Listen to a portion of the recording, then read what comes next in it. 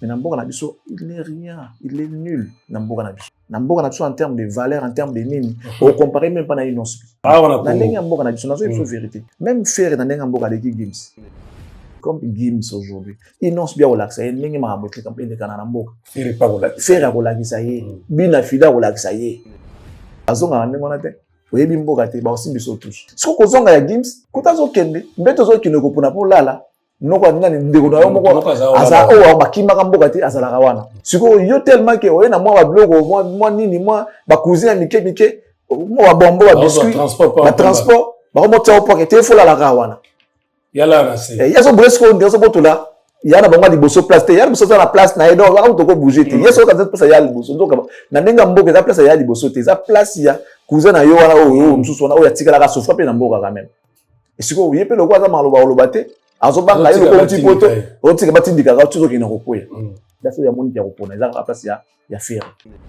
Faire a un événement dans pas longtemps, le 2 avril.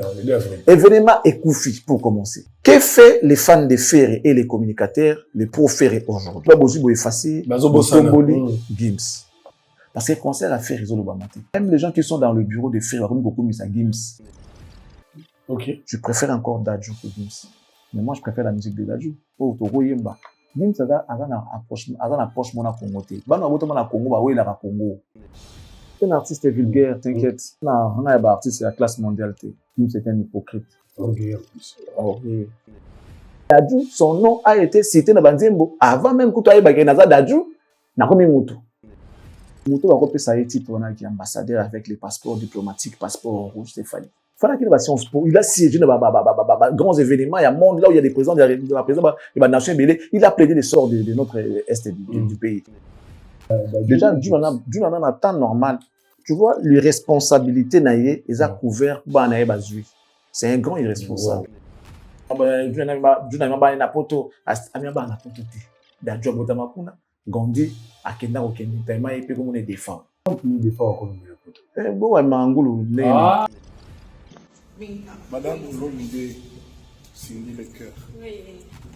Tu viens de gagner brillamment l'award de meilleure artiste féminin de l'Afrique centrale. Qu'est-ce que tu ressens? Je suis heureuse. Mais encore. Je suis très contente en tout cas. Et tu voudrais partager ta joie avec qui? Avec tous ceux qui m'ont voté, les fans, les Célidors. Oh, vous êtes incroyables, merci beaucoup.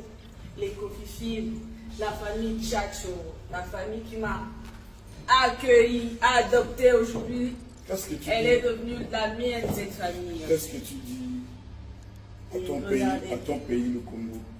D'abord, merci aussi à Bien. Non, c'est toi qui chantes. Un grand merci à toi qui chantes. C'est toi qui chantes. C'est moi qui chante, mais s'il n'y a pas tout ça là derrière. Mais... Ton album est sorti le 11. Toi, tu es né le 11. On est aujourd'hui le 11. On loge dans quel étage? 11e étage. Et tu as gagné ton premier award. Oh là là. Félicitations de tous les Congolais. Déjà, tout le monde doute ça parce que lorsqu'on veut remettre un prix à quelqu'un, c'est supposé qu'il y a une évolution. Mais comment ça se fait qu'il y a un combat, il y a Moutou Azui Coupté. Azui Coupté. N'est-ce pas comment on était? Moutou Azui Coupté, comment on était? Bon, Babinga Kine. Cindy, le cœur, bah, il y a le baron. Donc, comme il a dit Cindy le cœur, il fallait bien gagner Cindy le cœur. Déjà, au préalable, il y a comme on a dit Cindy le cœur, il y a tâtonneté. C'est supposé que même le modérateur, on a bien billetté. Bon, comme vous l'avez dit.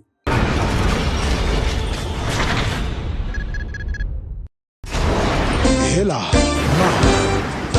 on a écolo samona boala, roga monsieur, naningina loba, oye koya, heya.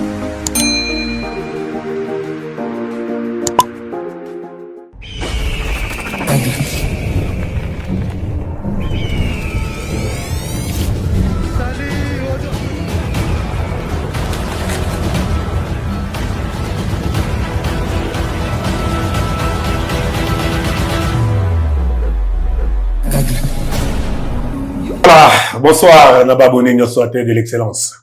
Dengue na pometa bino na kozonga la bino susu. Na pourquoi to continuer masolo to banda ko sola. Na tongo merci na confiance mozo continuer ko renouveler tous les jours. To zongi susu na excellence Charlie Prince pour te continuer masolo na biso excellence. Bonsoir d'ailleurs. Bonsoir Maréchal, bonsoir à tous nos abonnés fidèles, bonsoir également à tous ceux-là qui auront l'occasion de nous suivre pour la toute première fois. Nous vous rappelons que vous êtes bel et bien sur Cactus Télévision et que cette émission est produite depuis Kinshasa, la capitale de la République démocratique du Congo. Mais également, bonsoir à tous nos abonnés et ainsi qu'à tous nos partenaires. Je commence toujours par M. Toussaint, le patron de M. Katia Commercial, les citoyens du monde, de l'homme qui a fait 18 pays à l'espace de 3 jours. Papa na Katia Manuel, appelé comme ça, moi la mère. Madame Lulayang Alone, moment social, bonjour. D'ailleurs, je profite pour vous la présenter, mesdames et messieurs. Vous qui voulez investir dans les domaines d'immobilier, veuillez contacter cette dame. Elle vous sera très utile en raison des documents du cadastre. Vous voulez vendre, acheter, morceler, mesurer, vous êtes en dit, pensez à la contacter, mesdames et messieurs. En France, précisément à Paris, nous saluons la très respectueuse Madame Annie Moussouloukou qui nous suit toujours avec sa bouteille de champagne sur la table et sa coupe en main, avec son sourire aux fossettes. À Bruxelles, nous saluons la grande dame Fifi Kabedi, Kabedi Oueto, Machamoumeno, défoîté une fois avec action. Ma maman Marie-France, la Carteronne, que je profite également pour saluer. Merci pour tout ce que tu fais déjà, maman. Et puis, je prie que le Seigneur te garde encore pendant très longtemps possible, que tu sois toujours là pour nous. Et voilà, donc, much love for you, maman. Merci beaucoup. Maître Jenima Lindiba Thomas.ss, bonjour à toi, mon boss Elinda Ma, je te salue. Salut également à notre coach Tata Mag, qui aussi, à sa manière, elle est en train de vendre l'image de la République démocratique du Congo positivement. La définition de l'intelligence et de l'élégance s'appelle Jean-Flavien Kaneki, que nous saluons dans cette émission. Salut également à Jude Mopapa, la bière des stars, la bière de luxe, la bière expérimentée. Finalement, la bière de Charlie Prince. Odilon Mampouya, exemple à suivre depuis Bruxelles. Jean Kadi Kamalan salut. Salut également au manager de Cactus, appelé Trésor Issi Mangue. Salut à toi. Bonjour à mon partenaire, Arnaud Dengonde Sacré Petit, mais costaud. Bonjour. Bonjour à Douvé Moueni, la bière des Megastars, depuis là où tu nous suis. Meilleurs vœux, bonne année. Papi Corette, la Corette depuis Toronto, notre ami, Baradete, il est le seul. Papi Corette, merci à toi. Les couplets Moba, monsieur Yannick Moba et sa femme Clémence Moba, Clémence Stone depuis Montréal, nous vous saluons. Salut aussi au couple, un autre couple qui est aussi au Canada, les couples Dani Kombo, Daniko à suivre, monsieur Daniko ainsi que sa femme du Crash Ibwanga. Bonjour et meilleurs vœux à vous. Bonjour à Kelly Charleston qui nous suit depuis Toronto, le Général Warrior. Patine Saraza, toujours au Canada. Bonjour. Bonjour également, mesdames et messieurs, à Alain Boyika, l'autorité morale, Bruno Lubikambongo propre, Jimmy Kibati, la réserve et le poumon des affaires foncières. Bonjour, enfin, à Bokulaka, Adam Bombole, l'image de l'homme politique congolais. Mesdames et messieurs, pourquoi ne pas dire bonjour à cette dame qui est grande, très intelligente, très ambitieuse et qui est là, qui a mis sa tête au service de la République. Madame Boa, je sais qu'elle va se reconnaître. Merci à toi et comme une formule cette commence. Merci l'excellence Charlie Prince et Pazouria. Rappelez-moi Mbote pa Baye Bangaï, Mbote bon séjour na Dubaï et pas à messieurs Blanchard et Bonzé. Massimo, 30 sur 30 les motivateurs de tous les motivés, Mouvier. C'est Pela Malamu, Pema vacances dans Sukozali Kunda Kimezali. Bonsoir, na messieurs Gilles Daki, Azolandangaï depuis États-Unis. Mon frère, mon salaire Nzambe za la kitoko na yabi ke yo kumisa kanzambe danzela ya loyembo Gilles Daki na pesio bambote yoza ba ibanga. Shikita Congolo Shikita bambote na ope yango na dévié mon frère depuis Paris aux Arota la biso na bosanate maman Emi Coutino l'archbishop na pesio mbote skozali kota la biso et pour la kosukisa na pesa mbote pas honorable l'autorité morale notre mwalimu national. Il est docteur, il est professeur. Monsieur Vital, Caméré, pacificateur éternel. Obalia Mama, Amida Chature, Maman Amida, présidente. Il y a Fondation La Colombe. Je crois en a Paris, on a bon séjour dans Maman. Denizalaka toujours. Excellence, Tobandi. ndenge tosusaki émission na esai bato parti wana esilaki te nazongeli kaka nano na question wana tobetaki lisolo na posaki question mo conflit ya Gims na Fally eza kobénéficier na nani expliquaki bato ebele awa bato bakomprendaki obi déjà conflit ya mibale ezoboma fere donc fere bazo servir lokola matiti ndio bakesika banzoko baza kobunda matiti nde yokaka pasi osusaki penda idée na ote koboma fere par rapport à nini parce que bitumba na fere otikala naeka ka fere gola azotikala kana ba rendez-vous ya ba concert pena ndule ne fere ko diminuer par rapport à niso conflit les ko makasi. Mais déjà regarde, tu peux remarquer sur la toile que son nom n'y est plus comme on les a souhaité déjà parce que Isaac Sozo de la Fally Isaac le quoi de la Gims na Ferré na Fally Isaac Fally Gims Fally Ferré bien que équilibre Isaac pensate au moins Fally Isaac le Ferré na mais c'était en fait tout Isaac comme mais pas na ran ya Fally c'était Ferré là comparé on parle de Fally ça dit ipso facto quand tu parles de Fally tu vas sûrement parler de Ferré et les lots ça sont on a été les lots qu'on va faire autant à sauter c'est plutôt Gims qui a pris la place de Ferré na ndenge ya communauté la communauté parce que Fally a déjà wana Fally déjà s'est battu pour avoir sa place que ça soit la musique nabiso la musique à Libana a comment la place naï aujourd'hui il a dans ses mains deux genres de musique il a la rumba il a la musique urbaine Fally peut même faire à ça la folklore Fally a ça la même musique au Gims ça être Fally a ça la donc ce qui est difficile pour la Gims ba ça la musique au Fally a ça la rumba ko ça la na ndenge ba ça la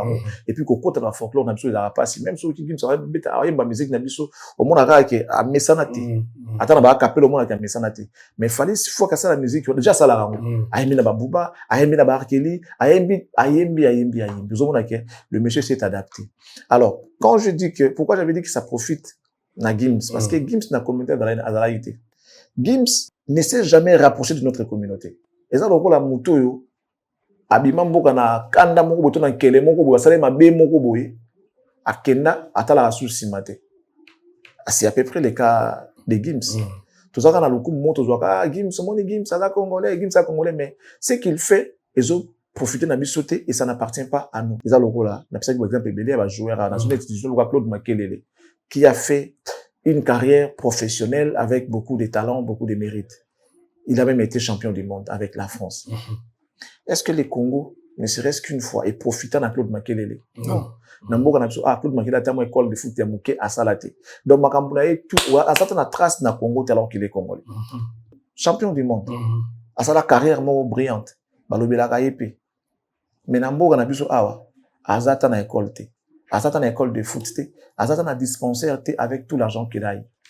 Bah bien aïe parce qu'il a yémo ka donc namboka na biso foot arata impoté avec tout ce qu'il a amassé là-bas en France non on va passer ça là so ozibongo na mboka non on voit les Sadio Mané les Zidane yona zonsi mwana na akutala mwana na mboka na bango pour na ba racine ezobendai Gims abaluka te pota la Congo alors je ne sais pas si on va comprendre qu'il avait commis une bêtise quand la ba Fally ne bazo évoluer le communauté kaka ya pamba d'abord qui a commencé par vendre Fally à couper niveau à parce que tout a commencé à partir de la maison nanda kunan Fally bani musique na bled awa biso mo bat na to ko bunda ko poussa e famille na e de salir les Congolais ba ko ko memaye muke baso moi CD baso la CD bolingo bien que tu as une possibilité tout ce moment à bon na mawaya passe finalement les lots au produit au ezaki local produit salami na mboka na biso awa et comme à niveau et comme wana et ba Gims ba wa recruter ba yebaka te que si tu vis dans la communauté net ya biso okoki pe un jour comme mutu quand même mutu bino ça mama mine neti Fally à Sali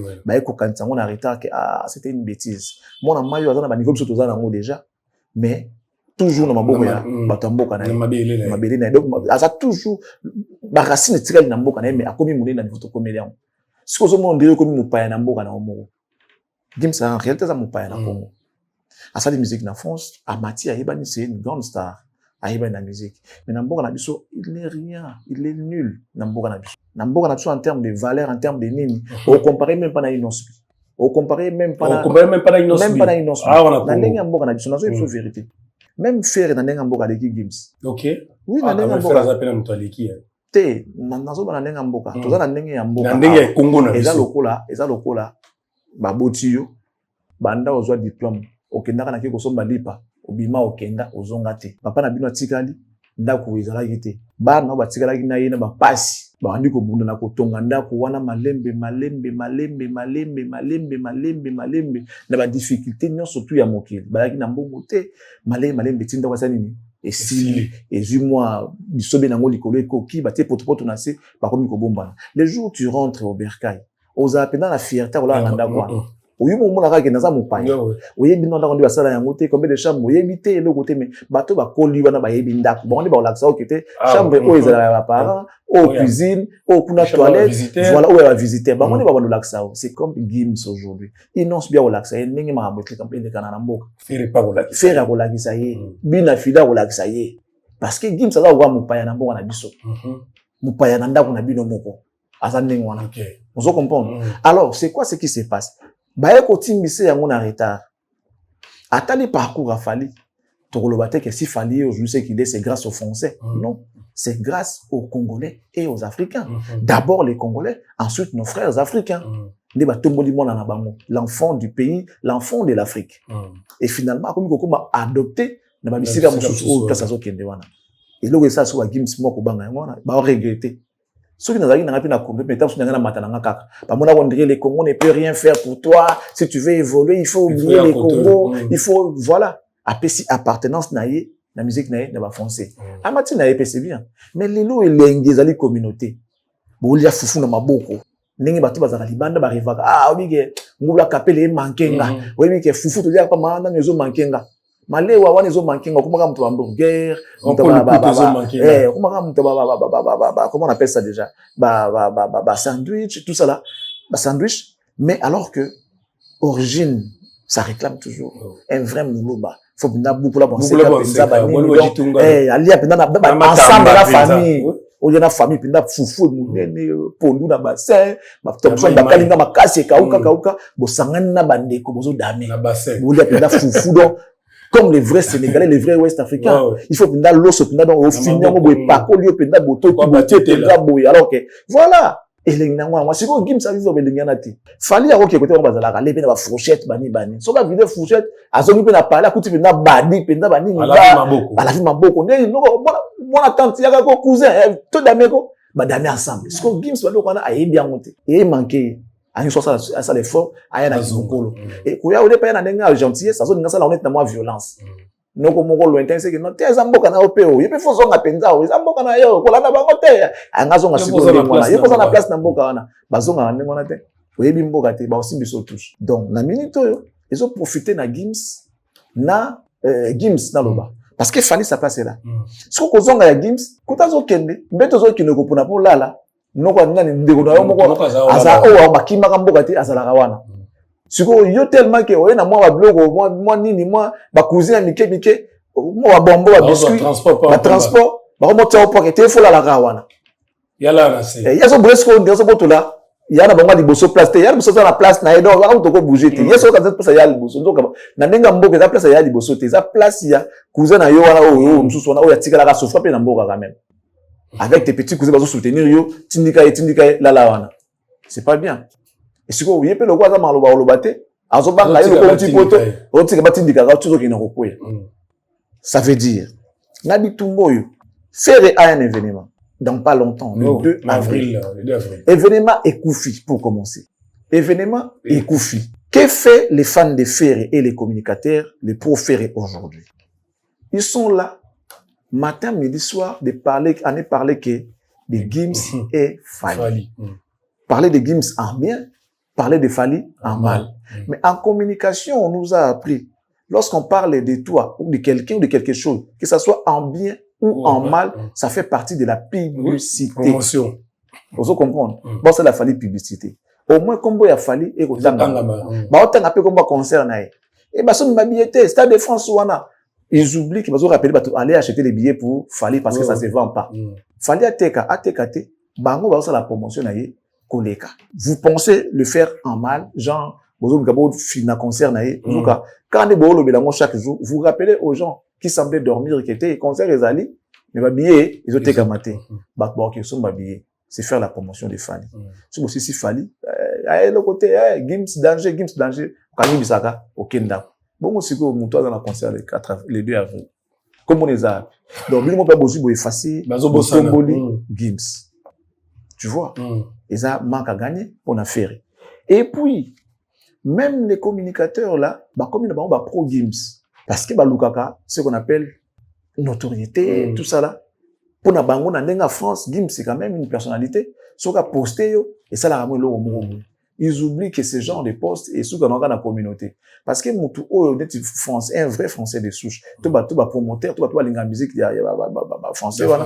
Il n'a rien à voir. Statut à Gims, ça tout le monde je connais pas. C'est qui celui-là? Oh je connais pas. Sinon. Et puis alors linga là. Il y a eu déjà ça fait quoi? Ah bien à Gims, mais parle-moi un peu de ce monsieur que je vis sur ton statut là, c'est qui? Non. Il suffit qu'à la cabouille. Il fallait aller à la côté, tout ça là. C'est quoi ce qu'il dit déjà? Oh, ok. Et les Guinéens.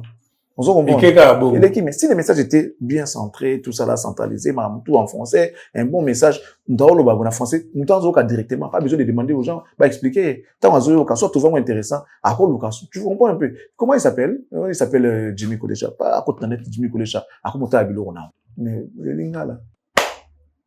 Et puis, le message à haine. Un message à division, un message à dénigrement. Parce qu'ils savent, travail d'esprit, il faut toujours s'allier.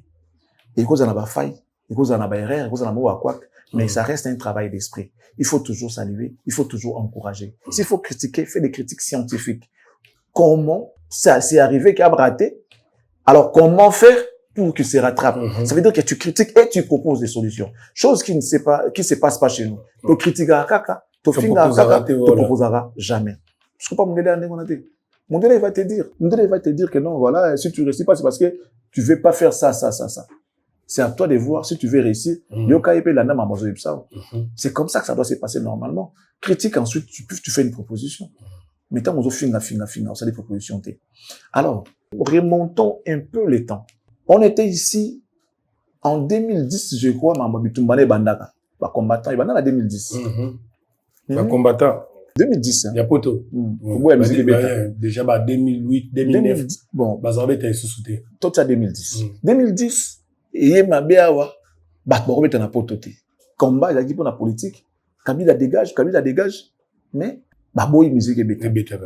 Je ne suis pas en train de dire exactement ce qui s'est passé. Je réfléchis.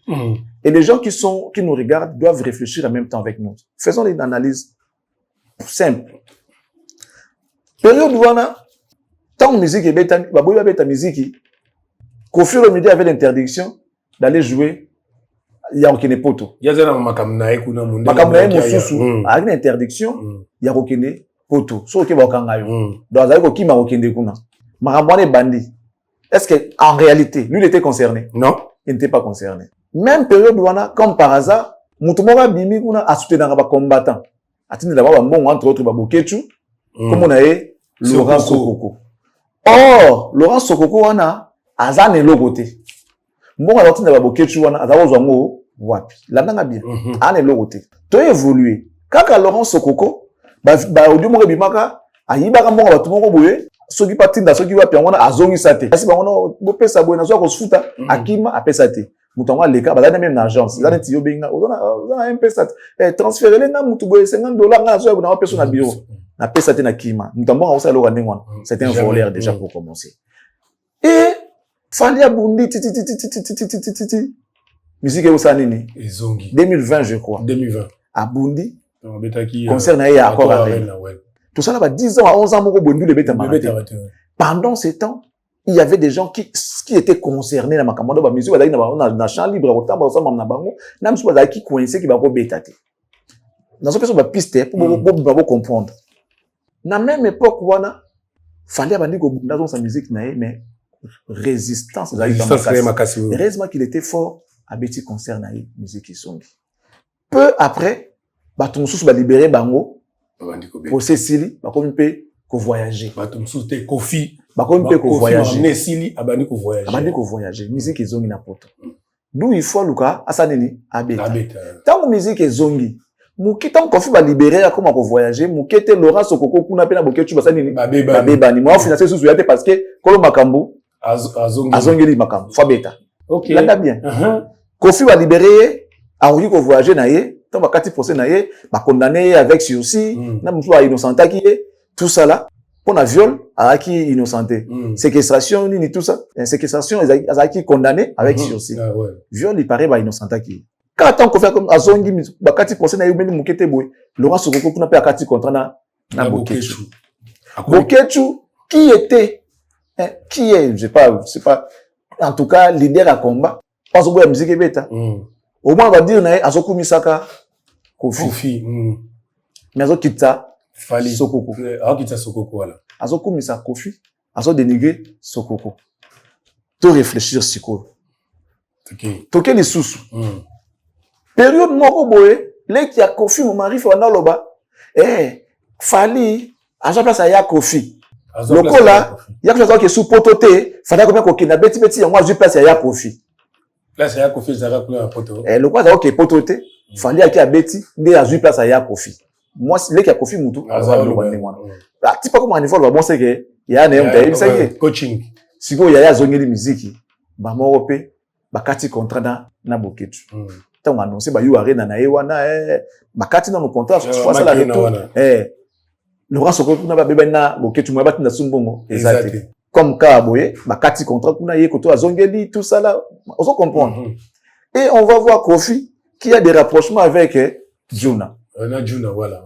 L'époque, Oyo, musique ils ont été maté, Kofi était à contact avec Batebele. Je confirme pas. N'a pas ça piste pour comprendre que Makambo est outikala. Tellement qu'ils n'ont pas pu arrêter ça. Arrêter Fali. Yango moni. Mazo koli saka ba tactique. Na binito aussi au stade de France, ils appellent donc au achevé bango penda que non. C'était comme un coup dur sur la tête. Moi pas ça autrement exact. Alors, Juna qui est aussi je sais pas Anamongo to azana na ma lien na ba Anamongo avec comme bananae ba Gims ba ça la paie fort avec Kofi normalement Juna za Anamongo si faut la bien na mutu moko mone Fali na bande ko na ewana OK mais au moment que il y a toujours des petites choses où et ça la maka il y a bien genre Bakuba Toyoka peke Gims était derrière en complicité avec Kofi Olomide Toyoka, que je ne confirme pas, qu'ils ont financé les combats. Le Babokechu. Financé un combat. Pour la musique, bétate. Il y a un non? Combat la biso, pour la musique. Si tu as des problèmes personnels avec des musiciens, il faut régler ça entre Bino et Babibal. Vous êtes des hommes, faites-les en tête à tête. Certains combattants avertis, il y a une vision, il y a tout ça, il y a un sens. Parce que les musiciens, combat ils allaient Kabila Longwa. Mais c'est pas quoi il développe pour ça liste, n'a pas aux combattants. C'est ça. Mais à ça la comme ça, n'a pas ça la comme ça, il y a échafaudage, ça la comme ça, il y a médecin, ça la comme ça, il y a gardiennage, ça la comme ça, aucun comme ça, mais na souka na on a moyo sous activité combat ils allaient oyer. Mais c'est pas cause de la combattant, il y a activité à combat, il y a activité musique, mais il y a activité à combat. Pourquoi interdire la musique na poto? Donc comme par hasard soko kama na mbongo wa financer ba combattant soko kwa na mbongo azui mbongo wana wapi Angola mutakoma ko lia kaka mama okwei oti ko financer combat olio mata mais okwei omi ko lia pondu kuna pa semeki so le pondu ko biloba loba tinda mangondo wana yeso ale pondu ala credence na sango yango amisa ina lenga pondu mieti akomi rebelle akomi no danser akomi no vendeur à babillet akomi danseur après akomi rebelle wana kaka mutambongo donc bandaka akata on est akati ko financer on est mata il y a quoi ça veut dire que mukolo makambo a récupéré makambo nae parce que azai ko kendete quoi de plus normal à financer pour surtout parce que bore match ka ko bore match yango wana biso to beta to zanga kaka donc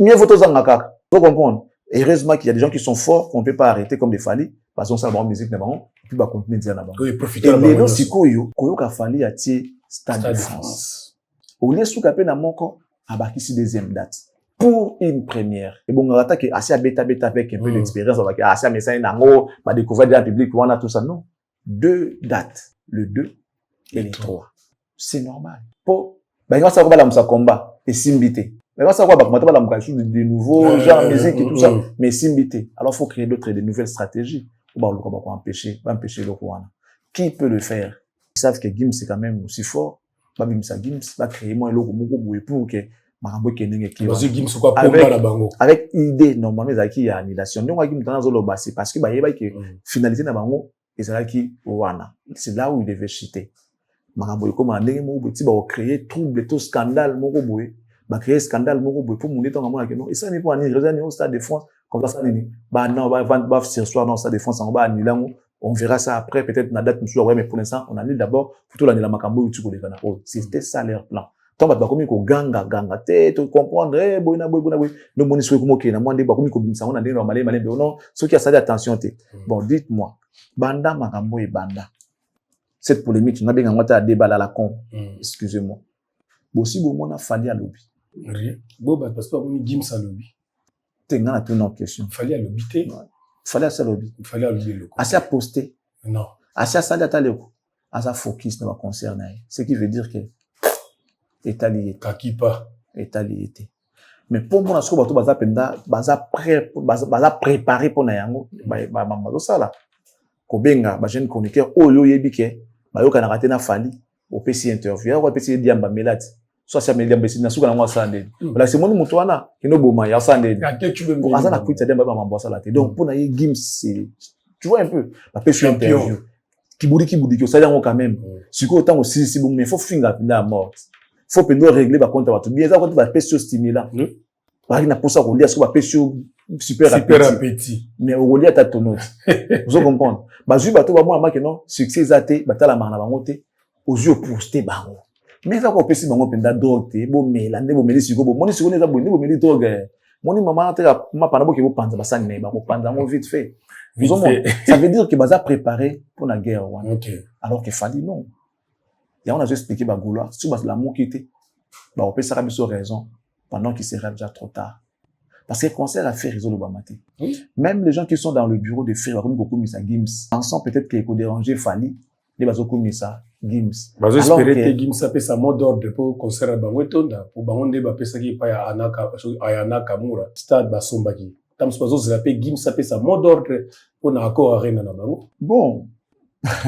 c'est compliqué Gims cherche à avoir sa place au moins pe Gims encore le banque non Gims aye ko s'aimer trouble wana pour la place na parce que na c'est à trouble des désordres de ce côté on a profiter ça là où il y a dingi sans pour autant qu'on a ba principe ya vie ningi watambola les rebelles ba ka pona bon ça te ba ka pona baby ça a roboma a copier a roiba salima mambo ya lingi pour ayebi ki yazani rebelle ça peut ou ne pas marcher l'essentiel pour na ye azoma place na nti les rebelles de bazana basugi na bagoma kuna bazumo sika baza au moins ba yebi ki to vendre la place à l'époque ba ki baza na zambo ma baza ko to bon va appeler bandaku parce que pour na bango c'est déjà bénéfique c'est déjà suffisant même si basugi na niveau bazali wana pour na bango c'est bon déjà bazumo portion de terre bazumo mituka ba yebi bimila awa pour à l'époque zali makino bon lia nini bon sala ndeni au moins bazupe moi était nyamabele bazo gérer pour na bango c'est déjà bénéfique c'est suffisant donc c'est pareil avec Gims n'est ça va des ordres non ils ont profité naé parce que terrain naé o yazalara eza mususu ali soison na communauté a se créer puis moi place naé avant et place ya moni ya repona eza place ya faire aponi ka place à faire et on va pas faire parce que ba yuma ba comprendre que Gims a une des places na bango les batimba bazo timba te bango bana na ngokala pesa kaka cette goutte d'eau au stade de France qui a fait déborder les vases. Vous comprenez, donc les vases débordés on a gouli tanga moko kaka wana kaka ya stade de France. Et surtout dans le déjà kala. Moko kaka stade de France de faire déborder maïwana. Tu vois? Donc ils avaient bloqué moko donc les complots a déjà été établi.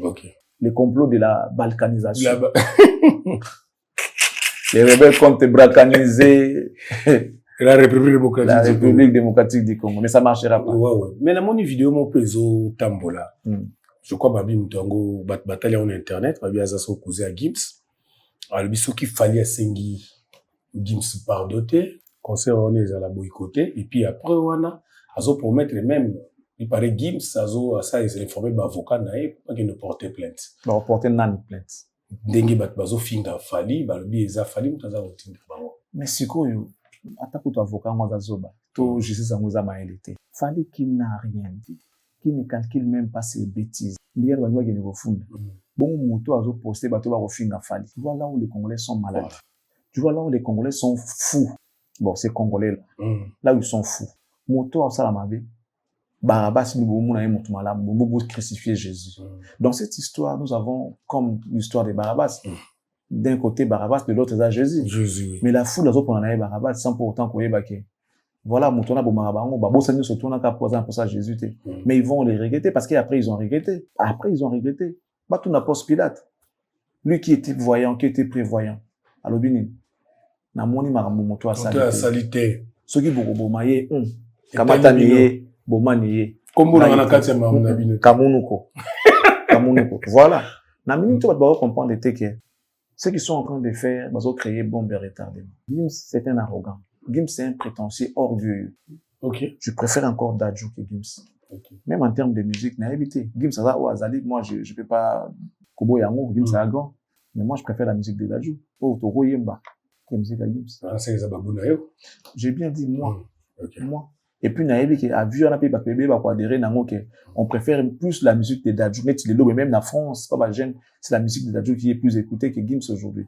Gims ça a un approche mona Congo te bana boto mona Congo ba wela ka Congo ba na ba musu clip bama ba kina aye Congo ba da mo ba singa Congo ba da mo drapeau ba lukaka yango mais Gims ça na posa nango te na piso dans ba liboso na piso yango que Gims ça fait 5 concerts en 4 jours na You Arena moi ta stade moi ta drapeau za kite il n'avait pas parlé de l'Est et de la République na occasion en joie robeta 5 concerts wana aucune fois il a parlé de notre République. Il ne parle que de son pays de cœur, qui est Maroc. Donc Gims c'est un jaloux. Il y a moins de Français va comprendre. Là sur les Français ils ont compris Gims. C'est un hypocrite. OK. Ils ont quoi muto ya kasuka sisi c'est moi qui suka de sisi dans wale. Akimi na donc ces genre de personnes là. Kola mukatongo mo boy asali vidéo plus en 12 ko aider biso numéro 1. Ils ont ba jeton kaka Tony. Je vous baise. Numéro 1. Je vous baise tous. Je vous baise. Là, tous, tu es là, on vidéo, comme ça. C'est un artiste vulgaire, t'inquiète. Vulgaire. On a un artiste de la classe mondiale. Azan a une place à Komiwana, mais en tout cas, il a par hasard comment. Si c'était à refaire, Gims avec ce qu'il a fait aux Français, avant de la carrière, comme un grand bon comme c'était, parce que ce sont les Français qui l'ont boosté, qui l'ont poussé. Comme c'est qu'a commis. Ceux qui vont bander là, les Français ne feront pas les choix de soutenir Gims. Avec tout ce qu'ils ont vu, tout ce qu'ils ont vécu de Gims, Gims est un hypocrite. Orgueil en plus. Orgueil. Dans la vidéo, il y a Maître Gims et Vito sur votre compte. Je suis le putain de numéro 1. Je vous baise. Voilà, merci de la réalisation. Tozongili Soussou. Excellent Charlie Prince. Voilà, vous moni Maître Gims. Oui, excellence, ça va bien orgueillé. Excellence. Rôle, il y a un ambassadeur culturel. Ils ont la et puis, pesaki bangwana to ibezaki Dadju, Gims, na Koffi Olomide. Basali et puis to kolba bilan na bango o ko sala de ko kolba ni. To banana rôle toto keneva. To banana rôle. Ah d'accord. Le rôle d'un ambassadeur culturel est de promouvoir la culture, la langue et les valeurs de son pays à l'étranger. OK? En organisant des événements, expositions, festivals, conférences, en créant des partenariats culturels et en agissant comme porte-parole pour renforcer les liens diplomatiques et l'image de son pays hôte, tout en facilitant les échanges et les dialogues interculturels. Que je répète. Le rôle d'un ambassadeur culturel est de promouvoir la culture, la langue et les valeurs de son pays à l'étranger. OK? En organisant des événements comme expositions, festivals, conférences, en créant des partenariats culturels et en agissant comme porte-parole pour renforcer les liens diplomatiques et l'image de son pays hôte, tout en facilitant les échanges et les dialogues interculturels. Leur mission consiste à faire la promotion culturelle, diffuser les arts, la littérature, la musique, la gastronomie et la langue, comme le fait Fanny. Les lots linga les commis Kolobama. Musique est commis exportée. Marambo ibele ou diabiso ya Congo fali ya memi yango akina ngo libanda. Linga les commis Kolobama libanda. Voilà. Le développement des partenariats. Kaka na mission na bango wana, collaborer avec les institutions culturelles locales, musées, cinéma, théâtre et les pouvoirs publics du pays d'accueil. Voilà ma mission bazaki na ngo ya kosala ya. Toke sikoyo. Organisation d'événements. Mettre en place et superviser des actions culturelles, genre exposition, festival et colloques. Maintenant, la médiation. On a qu'à parler de rôle sur médiation. servir de lien entre les créateurs, les institutions et le public étranger et représenter officiellement son pays dans les instances culturelles, que ce soit ici ou à l'extérieur. Maintenant, dialogue interculturel les animes. Favoriser la compréhension mutuelle et les échanges entre les cultures. Si au Tolobaki, leur rôle consiste à promouvoir la culture, la langue et les valeurs de son pays à l'étranger. Vendre la République démocratique du Congo à l'étranger à travers sa culture, sa langue et les valeurs qu'il y trouve ici au pays, à l'étranger. OK? En quoi faisant? En organisant des événements, genre exposition, festival, conférence. En créant des partenariats culturels et en agissant comme porte-parole pour renforcer les liens diplomatiques et l'image de son pays hôte, tout en facilitant les échanges et les dialogues interculturels. Si vous avez tout lobby, Gims, Kofi, Nadadju, ils ont fait ça. Kofi Asala moko akendaka Belgique. Akendaka sana. Akendaka koluka soki nini culture na biso ba Belge bakenda nango ebosani susu na luka ngo na kanisa ngo susu. Kofi Asala déjà moko. No makambo batangi ya salam. Makambo to lobby a. Conférence à sala te. Eloko mote Dadju Bilan zéro, bangonyos. Bangos, Mouto va repérer sa titre qui est ambassadeur avec les passeports diplomatiques, passeport rouge, c'est fallu. Azo remplir les critères au mieux surtout. Tu veux dire l'histoire légende ou il fallait répondre à les critères de soit légende. Les lopena ambassadeur culturel. Voilà pour des arts lobaté. Bah ebi na ba on kokena ko dans un débat pour que ça tout gâteau no beta kena moni été. Na biso que mtazo répondre à critères on a. Maintenant même entre Fali na Gims qui vend la République démocratique du Congo. Gims vend la France, ils vendent pas la République démocratique du Congo. Fala qu'il va Sciences Po, il a siégé dans grands événements, il y a un monde là où il y a des présidents, il y a des nations belé, il a plaidé les sorts de notre est du pays. À qui dans Sciences Po pour exposer ce qui est la musique qui a Congo, dans la richesse dans les anakati, il a expliqué aux étudiants. Parce que Macron batanga, Chirac batanga, président Kalabini batanga. On se montre. Alors, il y a des gens qui ont été les lots lingala, et comme ils ont été monde. Par contre, on a connu qu'on a lingala parce que, par exemple, parce que Fali parle lingala, Fali vente lingala.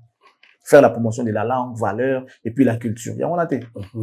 Culture, il y a beaucoup de bien à travers la musique, à travers autre chose, même cinéma à côté, à quel côté comme la langue, tout ça là. Bah, valeur, en beaucoup de lorsqu'on voit, fallait comprendre que c'est un Congolais qui a de la valeur. À ce ça, il y a pas que la guerre. Il y a aussi côté beauté, il y a culture, la musique, diversité de musique, nabiso, il y a une musique qui a la tradition, tu vois un peu. Azote kabiso valablement. Moi, faut que ça m'a beaucoup yewana. Faut que c'est ambassadeur yewana. A comme on a accès, il y a encore tabisika oyo. Azana difficulté nango pour na côté kasusu davantage moko na biso. Rôle ya ambassadeur ya ona tangeli yo.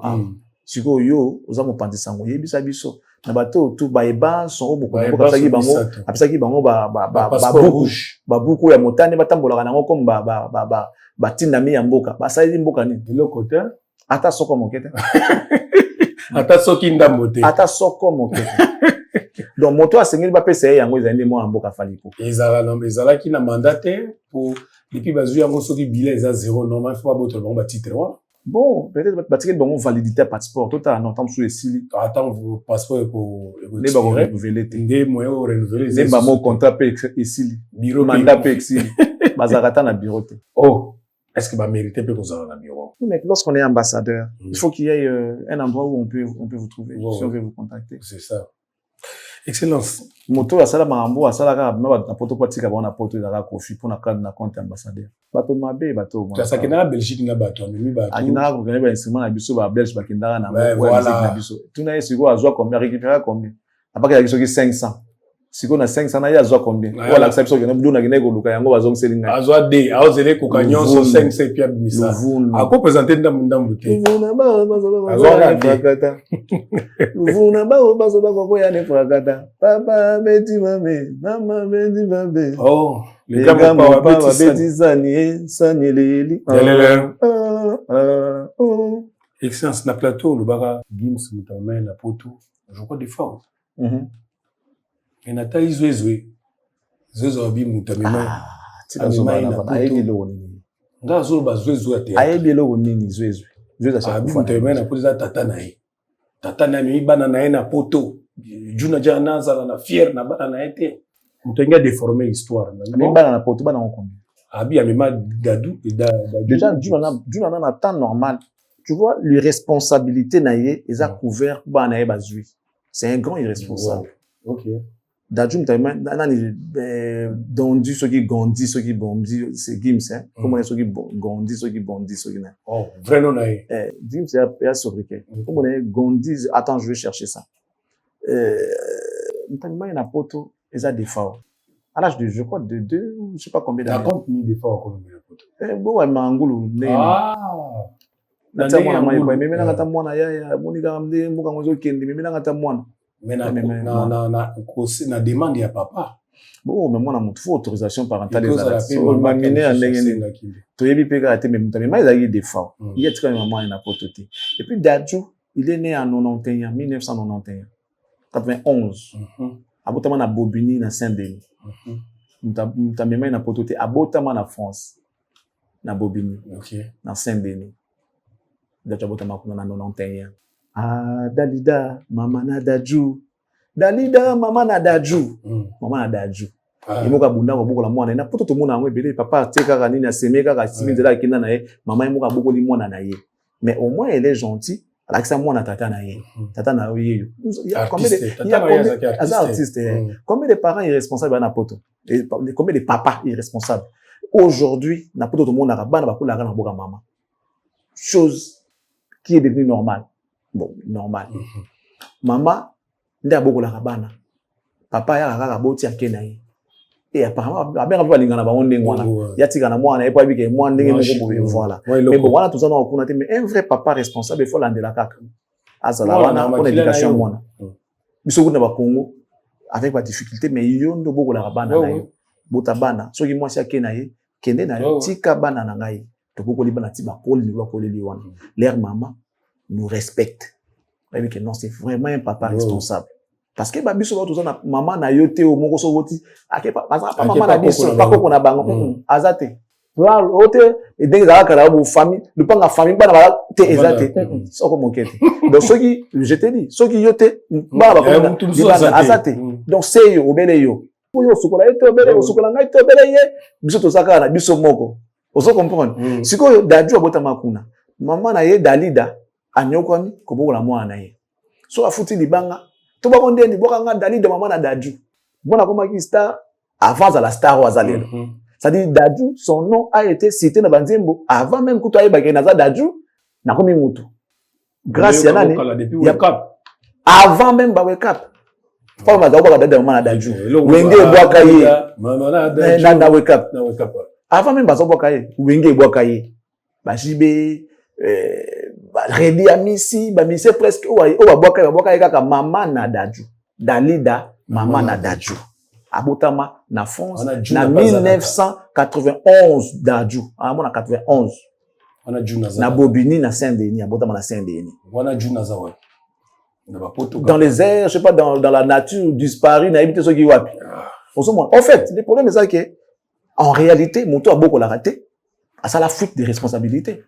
Mais nandenga poto comprendre ngote po social azora moi so ya bana apesa moi fi bana bazo vivre nandenga mboka siko bo sundoli moi si bon même nzembo ko yembama ba ko yemba oh asundola bana irresponsable mais ya yesu ko zaiti camoufler parce que na poto bon mère et puis il s'est trouvé plaisir social et les bana ils comprendre voilà bana batangi na bango mdela tangisi bana ba komne ba combien donc moi pas si pour en vouloir papa pour souffrir na hote ata sundola yo mais au souffrir na hote l'état eu en charge maman nazo landela tout ça dans ba sali pe grâce ba komne ba combien on monaka sens il y a irresponsabilité à Juna et mona naté alors on ne peut pas mentir couper sa mutu bloko ya mérité on se comprendre et a raté moto zolo bana za maélité ata mokete.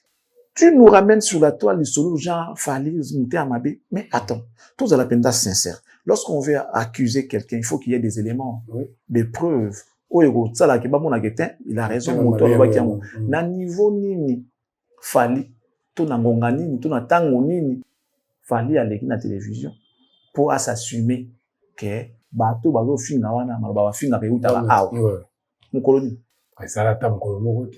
Moukoloni, il fallait à l'écart, alobi ou non bana na baolo bana bana batunangai mukolodi zalate et puis marambo e bandi ya Juna o bomoni fali afungula ata monoko pa ba keno ve Juna na c'est peut-être tout ata na moi poste moko genre ya mbokela ezate mais to omona côté ba bazo soutenir ba monde bazo alimenter makambo wana so ba fingi fali ba bazu yango ba republier bazu yango ba reposter soki baleki na ba TV bazo kumisa bato ba ko finga ka fali pamba te baza na sima ba game na ba Juna soki maman na Daju asala ki fort wana te tant so Daju ça peut ndinga za lelote ce qui a beau négligeable c'est vrai qu'il va s'apporter balingana on peut bon attirer na moi na tout ça là mais bon après les responsabilités de notre grand frère et mon anaté parce que bana babongi tu comprends les cas qu'il a c'est les mêmes cas que frère Azanango OK kaya mambo bana oui mais même cas bana ba pa na été babo comme pa na été bazo mi kolela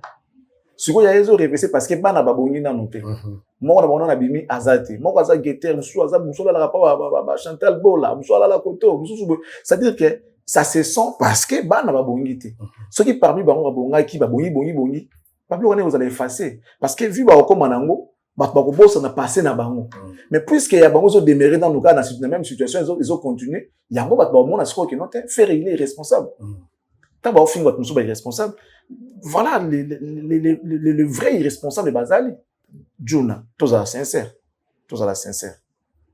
Est-ce que tant que ça Daju? Ouais, faut tout Daju et Moko. Est-ce que tant que ça Gandhi? Donc, que les gens arrêtent un peu à Oluka, que le marabout va maîtriser. Juna y'a pas un pototé. Ce qui est ça, Moutunayo, Tunagiwana. Na Tunagiete. Ce qui oh, ayo baki ya zolo ba. Eh, ça Moutunayo wana yo linara mingi wana ke Juna mima mwana pototé. Daju abotama kuna. Na 91 ans. Abotama na Bobini, la Saint-Denis. Na 91 ans. Gondi, ceux qui dondi, bakenda na ya kokende, pas porteur na ye comme na ye défend. Ne bakenda na ye on appelle ça. Porte nenga kendela ki akokenda nenga ngulu. Bon, akenda ki kana tata na yete. Tata na ya pesa ki mo eloko po akenda ata ngulu ba pesa mo eloko. Ceux qui yozo ki za possibilité ki poto pour milanga mo no sena mbo. Te ko za pe orphelin. Donc il y a un démon.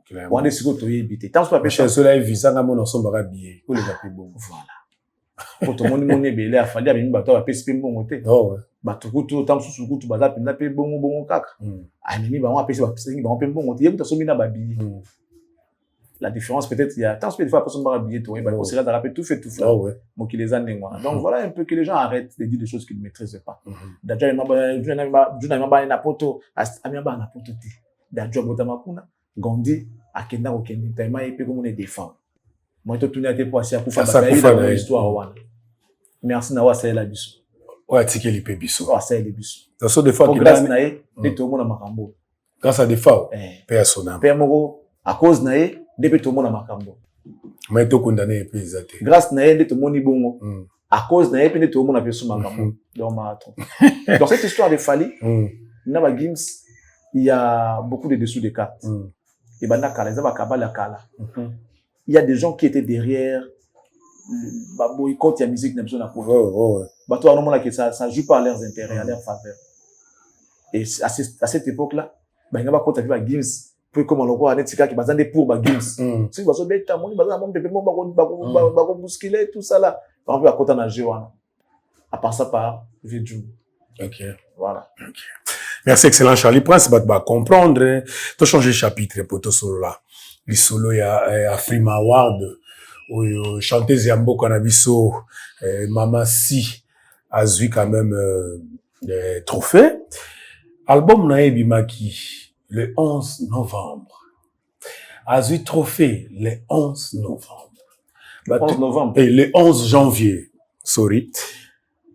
Mobali na ya tunie na lingine na chelo na video yango mobali na ya tunie trophée ko dédié yango na banani alobina ba Kofiet ba Kofifi na ba Mouré ya Chacho na lingi otala madame Olomide na mobali na ye baza ko célébrer coupe na bango bazui et puis on réagit sur vidéo. Madame Olomide Cindy le cœur. Oui.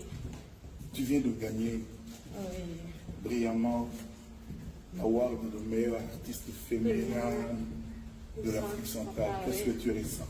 Je suis heureuse. Mais encore. Je suis très contente en tout cas. Et tu voudrais partager ta joie avec qui? Avec tous ceux qui m'ont voté, les fans, les Cindy Love. Oh, vous êtes incroyables, merci beaucoup. Les Coffee, la famille Chacho, la famille qui m'a accueilli, adopté aujourd'hui. Qu'est-ce que tu Elle dis? est devenue la mienne, cette famille. Qu'est-ce que tu dis à ton pays, le Congo? D'abord, merci aussi à Bien. Non, c'est toi qui chantes. Un grand merci C'est à toi vos qui chantes. filles. C'est toi qui chantes C'est moi qui chante, magnifiquement. mais s'il n'y a pas tout ça là derrière, mais... Ton album est sorti le Le 11. Toi, tu 11. es né le 11. 11. On est aujourd'hui le 11. 11. On loge dans quel étage? 11e étage. Et tu as gagné ton premier award. Oh là là. Félicitations de tous les Congolais. Voilà. Excellent Charlie Prince. Benyo Benda coupe, vous avez raison. Benyo Benda coupe, vous avez raison. Mais, Galo Bakama Kambo de Ebi. Coupe la bango. c'est pas l'état comment on va célébrer. En fait, l'homme, le cœur de l'homme est mauvais.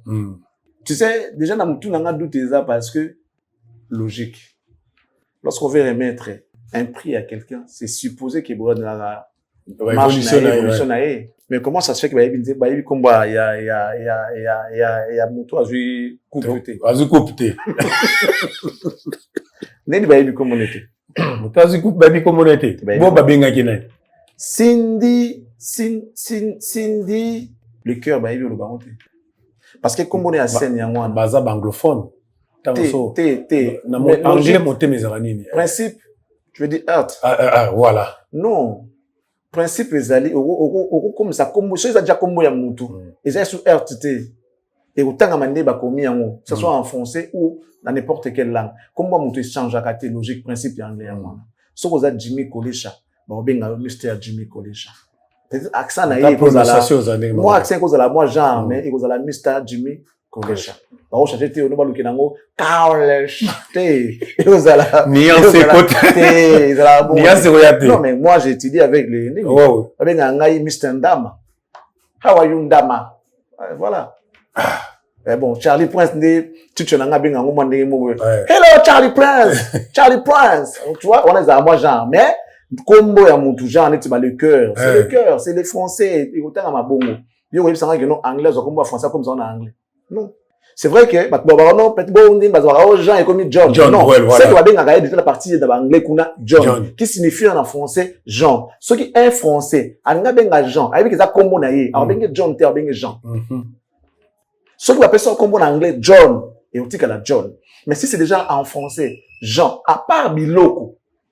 Biloko changera. Biloko ça peut changer, ça varie, ça change de français en anglais. Oui. Mais comme tout ça reste intact, ça bouge pas. Ça, ce sont les principes de base. Bon, après, par prestige, tout ça va bien appeler, Mr. John. Et les gars, Mr. James. Ouais, tu vois, Michael Michael Jackson.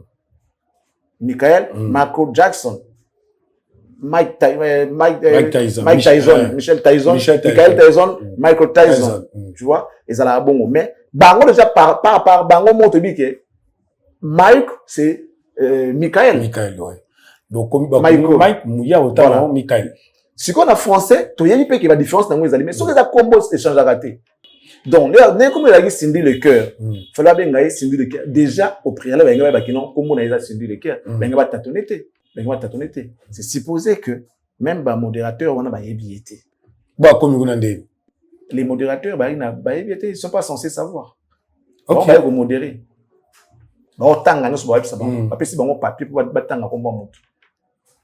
Alors, ceux qui voient Kofi Olomide, en tout cas, c'est supposé que non, tout ça, Kofi Olomide, Kofi Olomide. Parce que, il y a Kofi Olomide. Cindy bazo na moni neti moi eloko ko faire lobanga on ba sali pe moi système parce que ce que la ngotangwa yé batuni alobi kombo na ye my name's Cindy le cœur alobi na anglais my name's Cindy alobi le cœur habito Cindy the earth non Cindy le cœur voilà comment changera donc bah ébié déjà pour commencer et voilà pourquoi je remets en doute peu moi genre mais bon après sorry La cancer qui nous lali, on dit mais là on quand même, aux hommes la car on a doute en haut. Doute en haut, on dit ça. Parce que lobby to bete mo l'histoire na kofi olo midende ke lokola ya boya ka trophée wana ya film qui ça la combine. Donc tolo ba pe ke yepe asali combine pour que Cindy Azo parce que ça pendant a besoin à tout prix Cindy Azo fait ba plan et quand on parle ba que non le meilleur les gars quand la tête c'est Cindy les gars et donc il y a zo luka pe on a pour confirmer le bana et donc il veut confirmer genre lié l'utile à l'agréable si que ya bande ba frima pour on Cindy a sepeli makasi à remercier bébé abi mon mari et puis bébé tout ça bébé c'est-à-dire on voit Bolingo partout non à un certain moment non vu la saison les gars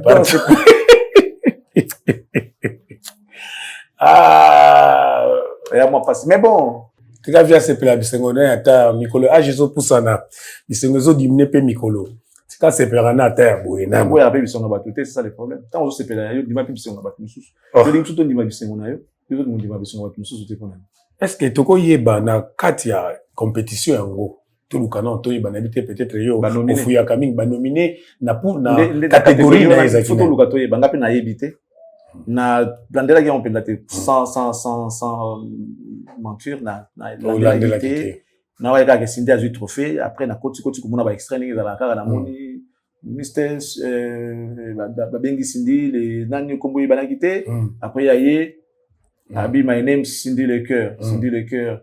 I'm the French woman. Je vais parler en français. Voilà, à part le bien en français. Oh, fala batamanda muli pa fali balobawana, mais c'est pas grave. Ya kamale malembe. Ya kamale malembe. I'm the French. Wa kufio kai pose monda le kawana loba. Bon, yemo angla mo dia kai parce mo Ezala la Tanzanie. Anglais diako. Ezala la Tanzanie. Pembena, ezali pembena Diamond, bazala Diamond. Anglais ya posa une question. Anglais ya te via komika. Atambola ina ngota tsika kia na pa. Abima ina ngota beta na ngo. Na tambola ina ngote. Na via beta mo jour wana na tambola ina ngote. Bon, moi ni ko beta msusu bato ba yebite ba mona gazo beta. Ah ouais. Ko beta ngo pesa moi genre. Non mais bon.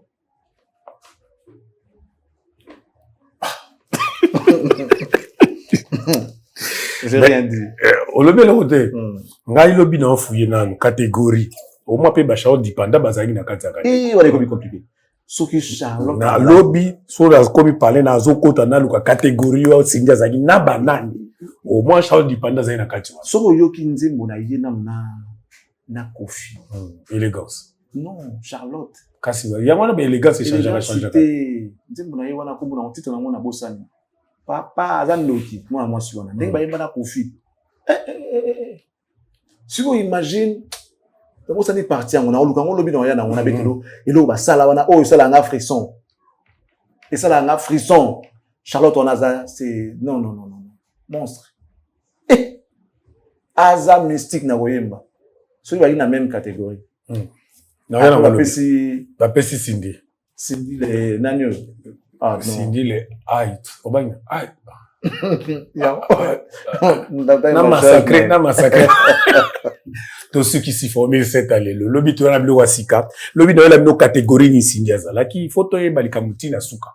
Et puis to e baso charme bolande la mpemini bende. Motika mwana ba. Aza artiste congolaise, azu des photos c'est la gana. Tant fallait azobe Stade de France. To ka to landela. Est-ce qu'azo te kato tozo continuer ko landela.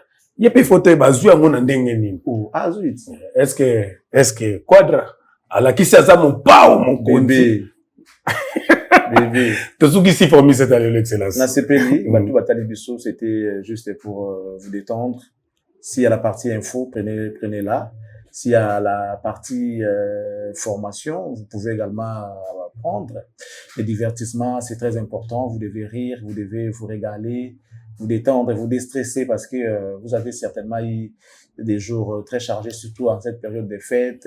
Les têtes ont chauffé pour chercher à soutenir la famille, à aider les proches et les enfants, tout ça là.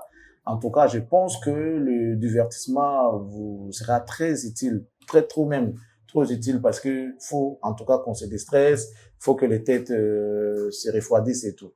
Mais bon, merci à vous, restez bien chez vous, que Dieu vous bénisse et qu'il bénisse la RDC. Au revoir et à la prochaine. Merci, excellent Charlie Prince. Merci, na Carmel Moukoulumania. Bon retour, Namboka Nayo, petite sœur. Merci. Na sepela ki na monaki kado komaki. To monani lobi na formule 7 asika. Ciao.